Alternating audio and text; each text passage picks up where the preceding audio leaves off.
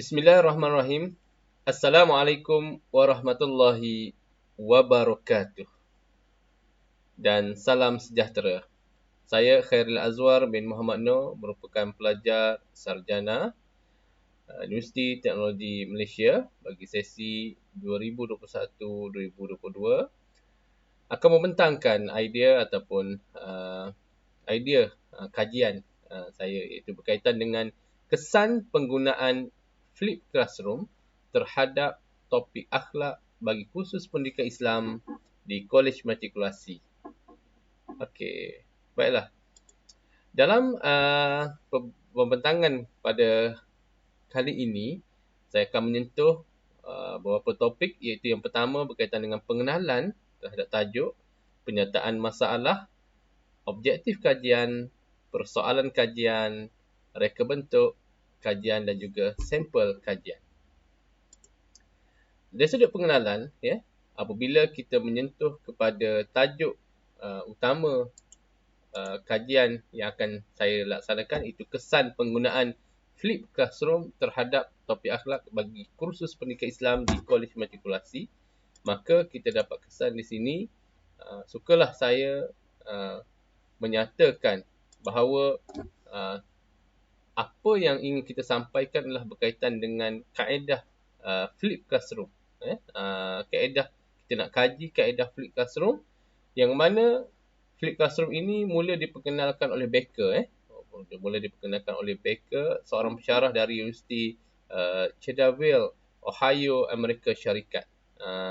Yang mana kaedah ini menyediakan ruang untuk para pelajar memanipulasi bahan rujukan sebelum berlangsungnya proses pengajaran dan pembelajaran yang sebenar. Jadi, waktu PDP ataupun pengajaran dan pembelajaran sebenar dalam kelas akan ditumpukan terhadap aktiviti sepenuhnya secara berpusat kepada rakan-rakan dan guru. Jadi, kaedah Flipped Classroom ini adalah merupakan kaedah yang memerlukan kepada para pelajar memahami satu konsep dalam topik-topik tertentu melalui pembelajaran kendiri sebelum daripada proses pengajaran dan pembelajaran berlaku. Dia berbeza dengan kaedah konvensional, yang mana kaedah konvensional biasanya guru-guru ataupun pendidik dia akan masuk ke kelas dan mengajar, barulah pelajar terima dan berbincang. Jadi kaedah Flipped Classroom yang mana pelajar perlu memahami konsep terlebih dahulu di luar kelas. Jadi Flipped Classroom ini adalah merupakan pedagogi yang mempunyai dua fasa pembelajaran. Yang pertama dinamakan sebagai pembelajaran di luar kelas, dan satu lagi adalah pembelajaran dalam kelas. Yang pembelajaran di luar kelas adalah berlaku sebelum berlakunya proses pengajaran dan pembelajaran yang sebenar, iaitu di luar sesi persekolahan.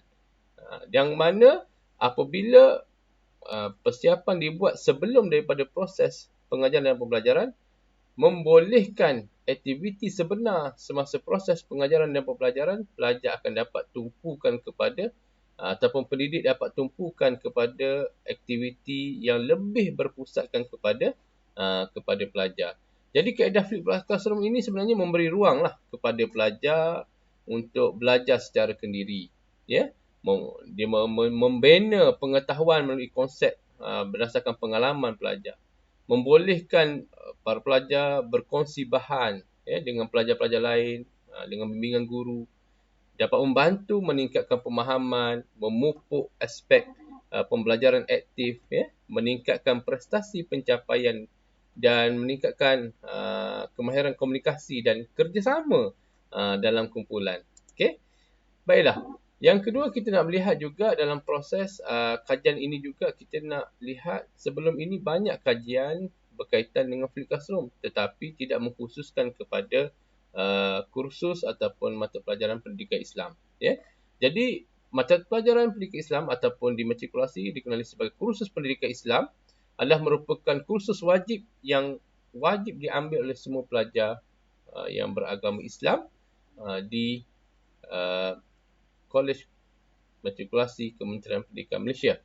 Jadi, kita nak melihat bagaimana kesan pelaksanaan Flip Classroom yang dilaksanakan oleh para pensyarah memberi kesan kepada pencapaian pelajar bagi kursus pendidikan Islam di Kolej Matrikulasi. Baiklah, kita terus kepada penyataan masalah. Kalau kita lihat sebelum ni, kebanyakan kajian menunjukkan strategi pembelajaran ni adalah lebih, kalau kita lihat kepada yang berpusatkan pelajar, memerlukan kepada penglibatan aktif daripada pelajar itu sendiri untuk menjayakan proses pengajaran dan pembelajaran. Tapi ini adalah merupakan satu cabaran lah. Cabaran kalau kita lihat di Malaysia pada hari ini, bagaimana untuk kita nak melibatkan pelajar secara menyeluruh ketika sesi pengajaran dan pembelajaran berlangsung adalah dengan melaksanakan mempelbagaikan kaedah pengajaran yang berpusatkan pelajar. Kan? Tanpa menjejaskan jadual waktu yang sedia ada. Jadi salah satu kaedah ataupun caranya adalah bagaimana guru-guru itu sendiri mengambil berat tentang kelemahan yang timbul semasa proses pelaksanaan PDP yang dijalankan sebelum ni melalui proses refleksi yang dijalankan bagi setiap proses pengajaran dan pembelajaran. Dan yang mana guru juga kan perlu mengambil kira gaya pembelajaran dan kebolehan pelajar. Jadi salah satu cara untuk integrasi semua elemen tersebut tanpa kita ubah jadual ataupun mengganggu masa mengajar ataupun mengabaikan sukatan pelajaran dan silibus adalah dengan melaksanakan kaedah Flip Classroom. Jadi masalah utama pula dalam kaedah Flip Classroom yang sedia ada, yang telah dilaksanakan dalam kajian-kajian sebelum ini adalah kekurangan garis panduan pelaksanaan kaedah Flip Classroom secara sistematik, dan kaedah Flip Classroom sedia ada juga kurang memberi penekanan terhadap aktiviti dan juga gaya pembelajaran pelajar. Baiklah, objektif kajian adalah untuk menguji keberkesanan penggunaan kaedah Flip Classroom sebagai kaedah PDP bagi topik akhlak bagi kursus pendidikan Islam di Kolej Matrikulasi. Persoalan kajian bagi menjawab persoalan kajian ni adalah, adakah penggunaan kaedah Flip Classroom dalam PDP topik akhlak akan memberi kesan dalam skor pencapaian kursus pendidikan Islam berbanding dengan kaedah konvensional. Reka bentuk kajian yang akan saya laksanakan adalah kaedah eksperimen kuasi, eksperimen kuasi, yang mana eksperimen kuasi ini kalau kita boleh lihat dari sudut kerangka konsep kajiannya, beginilah gambarannya. Pemboleh ubah bebas, iaitu kaedah Flip Classroom ataupun kaedah konvensional. Kemudian kita akan adakan sesi rawatan, dan dalam sesi rawatan ini guru-guru akan melaksanakan proses pengajaran dan pembelajaran menggunakan kaedah Flip Classroom di luar kelas. Dan selepas itu kita boleh lihat pemboleh ubah bersandar yang ada di sini. Kita akan ambil min ujian pasca, ujian pasca daripada pelajar, dan kita lihat skor pencapaian. Di sini kita akan menguji nilai keberkesanan. Sampel kajian, kumpulan sampel yang terlibat, kita akan ikut kepada penyelidik akan ikut kelas yang akan ditentukan berdasarkan modul yang ditawarkan semasa sesi pendaftaran pelajar di program matrikulasi Kementerian Pendidikan Malaysia. Instrumen kajian yang akan digunakan adalah menggunakan ujian pra dan juga ujian pasca. Ujian pra dan juga ujian pasca.